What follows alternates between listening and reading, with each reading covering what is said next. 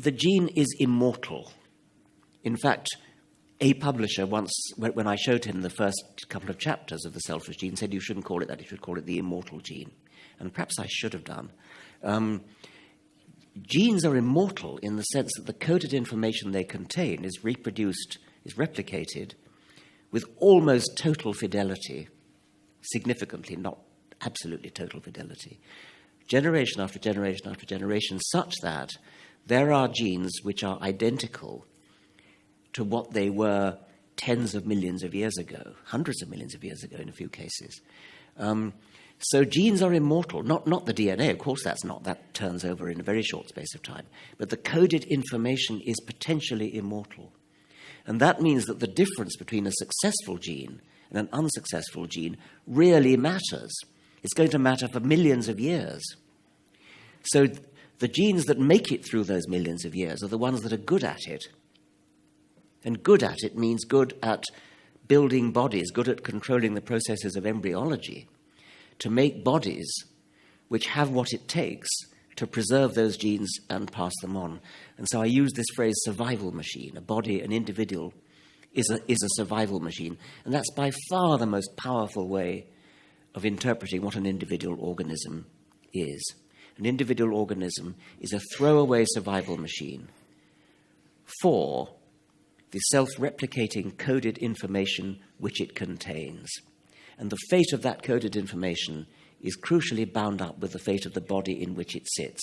If the body in which it sits dies before reproducing, then that coded information is not going to go on the next generation and the next, and potentially for tens of millions of years. So the genes that are in the world today, distributed as they are in bodies of millions of different species, are here today because they were good at what they did in the past. They've come through a literally unbroken line of successful ancestors, where unsuccessful non-ancestors have been littered by the wayside. And so the genes in a swallow or in a kangaroo or in a hedgehog or in a human are all very, very good at making swallows or hedgehogs or kangaroos or humans. They had to be good at it, or they wouldn't have come through the generations today. Now that, I think, is an inspiring vision, and that's what fired me up about the very idea of the selfish gene.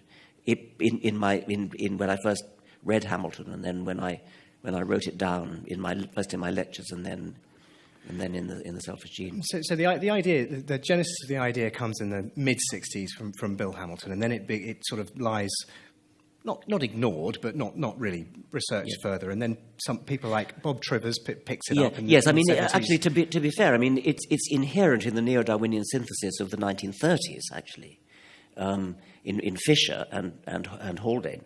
And Hamilton particularly applied it to the problem of the relationship between kin, but it wasn't only kin that inspired me. It was the very idea of the survival machine of immortal genes, which goes back to the 1930s, I think.